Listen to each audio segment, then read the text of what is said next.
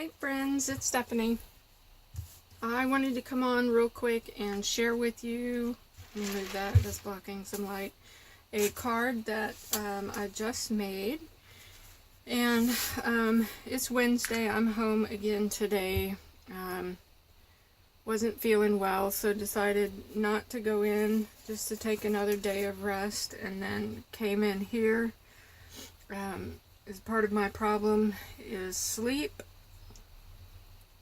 Being sleep deprived at night, and so I'm trying not to take a nap today.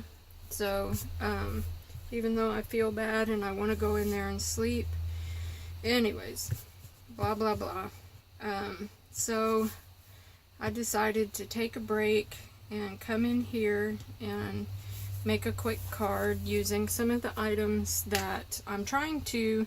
My goal this year is to buy things and then actually use them, not just buy and then stash away. And I don't know if you're like me, but I have, when I go to make a card, I tend to grab my tried and true favorites, like my favorite, whether it's colors, whether it's, and by colors I mean like, you know, color, not colors like color, you know what I mean. I tend to go towards the same, like, neutrals, pastels, and I also stay with the same stamps that I seem to use over and over, the same dyes I use over and over, and I'm trying to break out of that, and when I buy things, actually use them. And so with that being said, here's my little shaker card, and I am absolutely loving the colors. Like, the card I made yesterday had some of my tried and true favorites, my pastels up here, but going more for the mix of colors in the background and the vibrant colors. And then I went one step further with that today, and I absolutely love how this turned out. This pattern paper on top is from Simple Stories, the Reset Girl. Hi, Corey. This is called Pink Speckle Coral Speckle, and I need to get more of this because evidently I only bought the one sheet, and that is not good, because I absolutely love it. Look at the difference between the two. This is the coral speckle and then the pink speckle, but I love it. I couldn't decide which side to use, so I went with the brighter, more vibrant side. And the background paper in the window is one of the pieces that I got from the Project Life stack from Tuesday morning, and love how the two kind of played off. Like, I could have done either side, but I really like how this played off with the bright colors in the background. And the die that I used is, I don't know if you can see that, but it's from Mama Elephant. And you'll be able to see it better on the actual die. And I bought this directly from the mamaelephant.com website. So unfortunately they do not label any of their items, which I don't know why. Please, if you're watching, Mama Elephant Company, please label your items so we can tell people what to look. I'm looking all over this thing and I don't see a name. But anyways, this is the die window that I used. The only part that cuts out is the scallop center, but it will pierce all the way around in kind of a frame fashion, if you will. You get an outer ring, inner ring, and then you also get pierce the stitching around each of the scallops. And I'm gonna have to check their website to see if anyone has done anything other than just this, you know, just die cut and then leave it as is, because I kept wanting to use my circle dies and die cut a little frame, if you will, to go on the inside of this stitching line, just because this right here looks awfully plain, even though you have this stitching. I don't know. To me, that's just a lot of blank real estate up here, and I wanted to add a pop of something, so I may go back and try that. Don't know.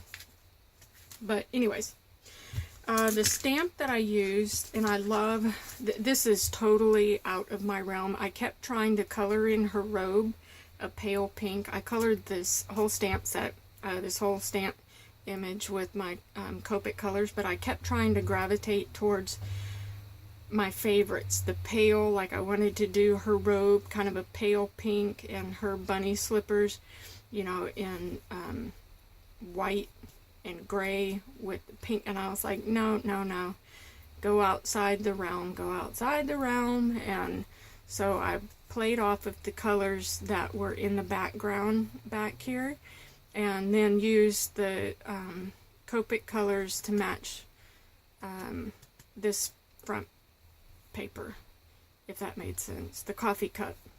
And I did use my Spectrum Noir on the coffee cup and the steam and on the bunny noses on the slippers, but I may go back and add some glossy accents to the coffee cup and the coffee. But I really love how this turned out, the colors, everything.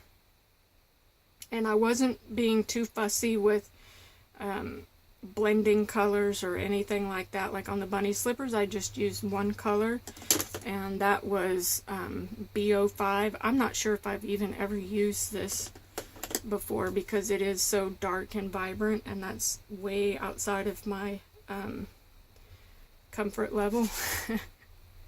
But the stamp is from Pink and Maine, and it's called Need Coffee. And I think when I figure out who the recipient is going to be, I'm going to stamp this little coffee cup on the inside, and then use one of the sentiments that came with this set on the inside. But I love the way this stamped out, very crisp, stamped out perfectly. And the sentiment down here, this is just on a stitched rectangle die that was from Lawn Fawn, and that sentiment is from this Art Impressions stamp set that I picked up at Hobby Lobby last week on clearance, and it's the No Talkie Before Coffee and then the coffee beans. And these photopolymer stamps just stamped perfectly the first time. I didn't have to re-stamp them or anything. And again, I used my Spectrum Noir glitter pen on the little coffee beans, and that is my little project for the day. Oh, and something else I tried differently today. I was looking for, here it is. At work, we get boxes of check stock, and in it they put this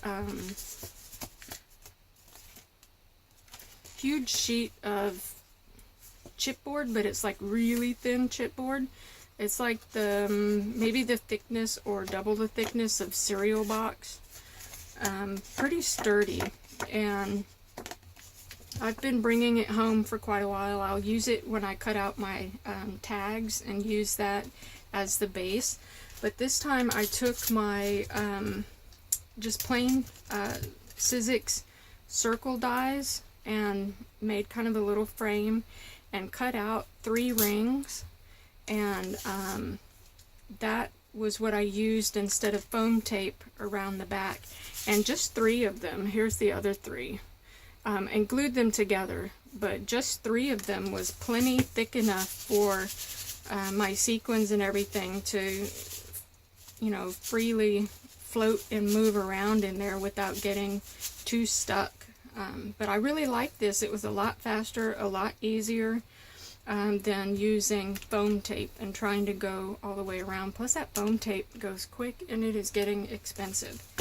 So there's a little tip for you. You save your cereal boxes, any kind of box, and cut out little circle frames and square frames. And then I just put some foam tape down at the bottom, you know, just on the corners to give it some even thickness of where I had the chipboard up here. Now, that being said, I just said chipboard. I don't know, I was kind of scared to use these thin dies with my chipboard because my chipboard that I use for mini album covers is pretty thick, and I'm not real sure like how this would cut through it. But that's another option, to use chipboard. And then I know for a fact that my chipboard I would only have to use one cut because my chipboard is at least that thick. If not, I think it's thicker. But anyways, so just a little tip and a card share for today. I hope you guys are doing well and having a great week so far, and I will talk to you soon. Bye.